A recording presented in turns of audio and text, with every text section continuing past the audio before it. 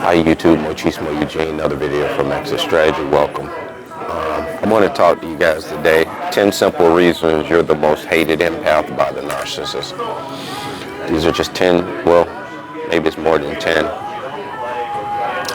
Let me see, 1, 2, 3, 4, 5, 6, 7, 8, 9, 10, 11, 12, 13, 14, 15. 15 reasons why you're the most hated empath of all.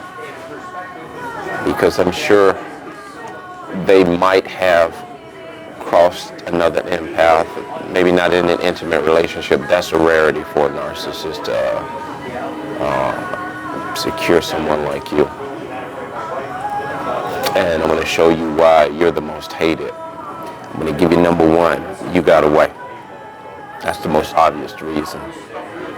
Some of the past suppliers have gotten out of relationships with the narcissist, but they haven't completely removed themselves from them. You and I, we got away. We got away. And they're not happy about that, and that's something they have to deal with for the rest of their life. You stayed away, which is was my point previous. You not only got away, you stayed away.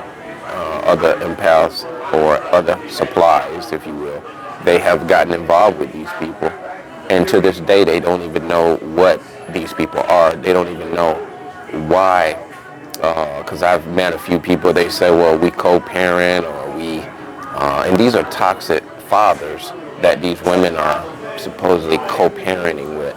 They'll give you a laundry list of how bad this person is, and all the descriptions that they give you are narcissists, full-blown narcissists, and they are just none the wiser. They are oblivious to it. So what the narcissist has done is manipulated this person. They see that they cannot cohabitate with the person, so they deal with these narcissists at a distance. So they think everything all is well. But what they don't know is that's exactly the way the narcissist wants it. He has just another link into his chain of entrapments. So they don't care if the relationship doesn't last. They don't care if they got 5 or 6 baby mamas. They don't care. Actually, they do care. This is what they really want. It's like the more the merrier. Number 3, you recovered in a good way. You either recover or you are recovering. And if you're out of that narcissistic relationship or in interaction of sorts, family unit, whatever, you have a lot more clarity than you've ever had in your life. And you recovered in a good way. You know exactly who they are now. Be it MPD. You know specifically what they are. And there are some have told me these arrangements or co-parenting and whatever you want to say, they admittedly can tell you, oh yeah, he's a narcissist or she was a narcissist. Was a narcissist, that's a past tense. That shows you an indicator, that's a strong indicator that they don't know anything about narcissists. They don't know the depth of the danger. And most of them are okay with not investigating who these people are. Even though they've been abused, there are some people that really don't mind being abused because they're codependent. They are trauma bonded. They grew up in a family unit where they were abused and called names. And so the estranged husband, ex-partner, ex-baby daddy is calling them names from a distance. He's getting on the phone every now and again when his supply is low, and he's vibrating so low, whereas he hasn't gotten supply that day. He'll curse her out, even though she's been out of a relationship or a marriage with him for 5, 10, 20 years, and the kids are grown. Start a heated argument out of nowhere, you know? A lot like a borderline personality disorder person, but not as over the top, because borderlines will pull an argument out of the air that doesn't even exist. You didn't become hateful. That's another reason. You didn't become hateful. You despise the whole idea of who these people are, rightly so, and you're supposed to. But you have not become hateful because of what these people took you through. You hate they took you through it, but looking back at it, you see now, as bad as it was, you see that had it not been what it was, you may not have come out of it in the way that you're out of it now. You may not have come out in a fresh way with this newfound intuition, awareness, and education. So look at it that way, no matter how bad it was and how much they took you through. So keep that in mind. You didn't become hateful. You aren't bothered by their hoovers. You aren't bothered by their hoovers at all. They'll pop up, show up, try to start a scene, create a scene, and you're unbothered by it. You can just stand in your silence. You can stand in your self-worth and awareness, and just basically watch them cut up and act a fool. As embarrassing as it might be to you, you can actually do it because you've done the work on yourself. You stand in your truth, and you know nothing they do can deter who you are. And so that's another one. You don't get hoovered at all. I said prior, you aren't bothered by their hoovers, and but you can in some instances, in many instances like me, you don't even get hoovered at all. I haven't gotten hoovered in she left in 2020. I haven't gotten hoovered in 4 years. Don't expect to. If you know my story, I don't know. There's some people may have a similar story where they outed the narcissist to an extended family member or another family member, or they did it, they exposed them to a friend or someone other than the narcissist themselves, and the word got back to the narcissist. If you have that experience, let me know in the comments. So another one is you make them uncomfortable now. You make them very uncomfortable.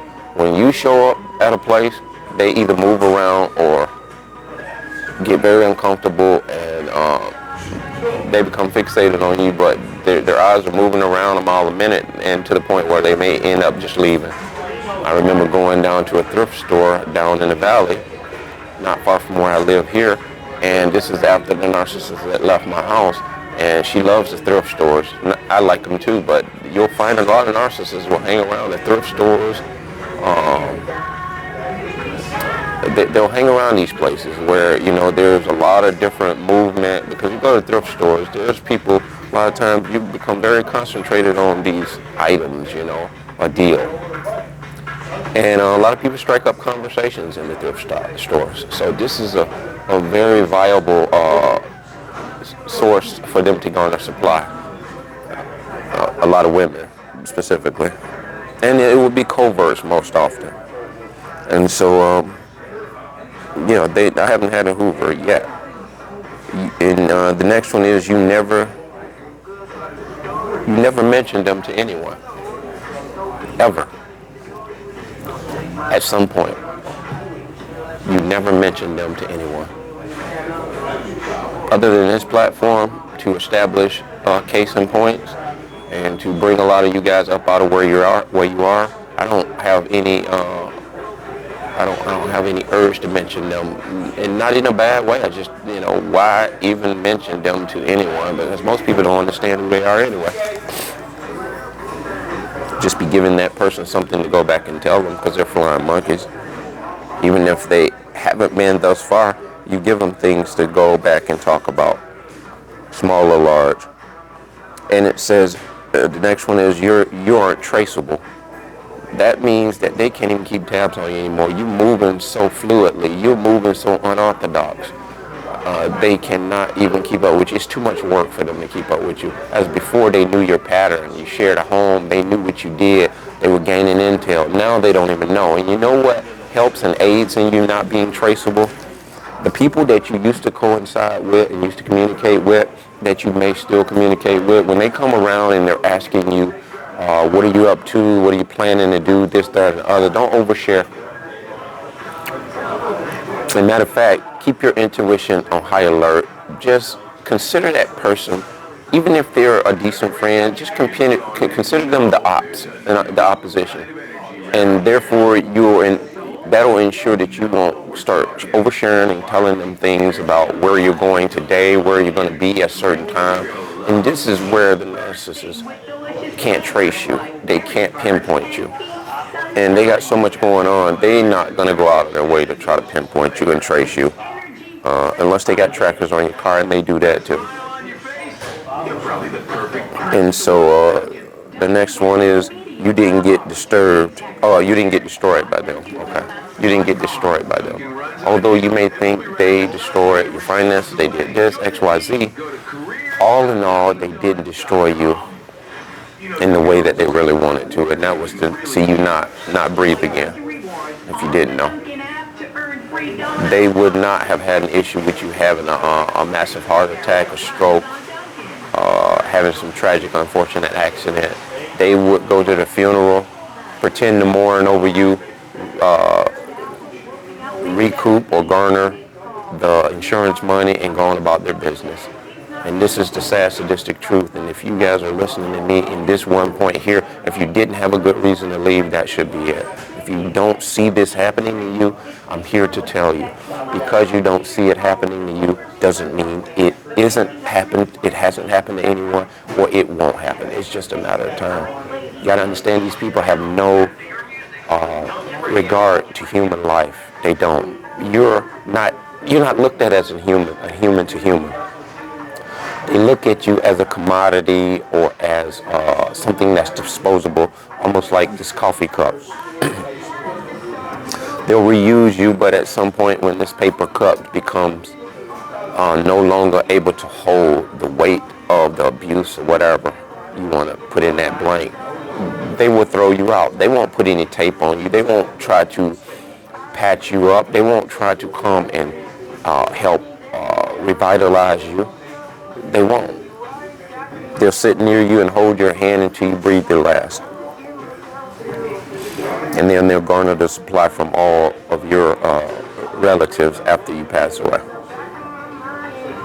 And so the next one is, you honor yourself with integrity now. You had a regard for yourself probably before you met them. You may have had a high esteem, good self-esteem when you met them and they broke it down. But now you have recaptured who you are in a real big, huge way, probably better than you did before. So you have honored yourself with integrity. You don't mind what you hear about these people. I've always heard someone say this. They say the people that matter in your life don't mind what they hear about you, and the ones that mind what they hear about you, they don't matter in your life. Say that 10 times. And think about it when you say it. Those that matter in your life really matter. They don't mind the bullshit they hear about you. They don't care about the gossip. They won't even bring it back to you. But those that really mind what they hear are all engulfed in the juicy gossip. They are the ones that don't matter in your life. Okay? Next one is the fact that you're telling the world about NPD, which is what we're doing here. Remember I said you don't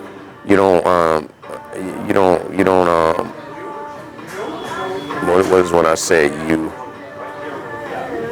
never mentioned them at all to anyone. This is the exception to that rule. You are here on this platform because people relate. It resonates. It helps people. So this is why we're doing what we do. Shouldn't be no other reason why. And because we are getting a little bit of a satisfaction from it, of course. That is a noteworthy thing to want to do. Because why do something if you don't believe you're making a difference in the world?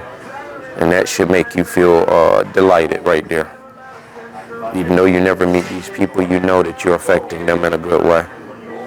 And the next one is you fear God and they don't. In fear of God, let me tell you guys something. If you believe in God and you've heard in the church, fear God, and a lot of people have a struggle with that. In the fear of God, he said the fear of the Lord is beginning of knowledge and wisdom and understanding. See, the thing is this. Fear in that respect is reverence for God. It's a healthy fear. You honor God in that type of fear. Let me give you an example. Your parents, you love them to death. You fear the consequences of what you will do that disappoints them, dishonors them. I said dishonors them, embarrasses them. If you're healthy and you really look up to your parents in a very healthy way, and if they are living a life that is honorable, which God is an honorable God, so that's the way we should fear God. Having a fear of man, I'm just afraid of displeasing my God. That's the fear that we need to have for God, just so you know. And if you have a struggle with the fear of God, you have to really tap in to yourself and say, man, I feared the narcissist. I feared what they could do in telling people about this raunchy video we made that nobody else is supposed to know about. You're worrying about your image. The narcissist cares nothing about your image, and that's a good place to start too. And that's all I have on those, the reasons why you're the most hated empath by the narcissist. But start there and realize that a lot of the embarrassment that the narcissist imposed upon you and the smear, I won't say focus on that, but pay attention. Give that give that a decent amount of attention as to how you need to understand that what a person says about you, you can't control it. As much as it hurts, no one likes to be mislabeled, misrepresented, and boy, don't I know. I've gone through it. But if your head is held upright, looking straight ahead, not to the side, not behind you, and you're focused on where you're trying to go in life, people who really know you will admire that and see that you're not bothered by that. And it will cause them to critical think, why isn't this person bothered by this? But if they see you dropping your head, you're walking around like you're disgusted, you're down, this causes speculation to people. And not that you're trying to superimpose their opinion of you, but you just have to live a normal life. You have to live a life that's authentic to you. And once you do that, you'll see that people will have a hard time approaching you with the garbage. They'll stand at a distance and believe what they want, but they won't approach you with it. Because your essence, your aura will be so protected, and they'll see that. So guys, I wanted to share that with you. Meantime, be blessed.